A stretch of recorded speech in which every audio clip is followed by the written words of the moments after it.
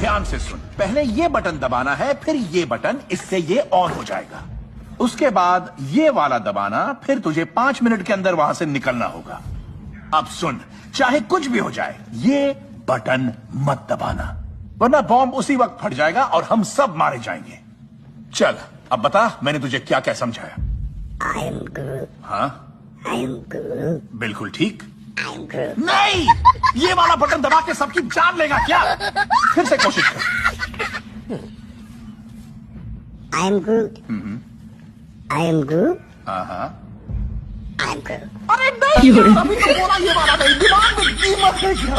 वहां नीचे जाकर तुझे कौन सा बटन दबाना है मुझे बता दी। नहीं! चुप कर और कहीं से टेप लेकर आ। देख किसी के पास कोई टेप है क्या? मुझे बॉम्ब वाले बटन पे टेप लगानी है। मेरे पास टेप नहीं है, लेकिन देखता हूँ यार। अरे गोलू, देखना तेरे पास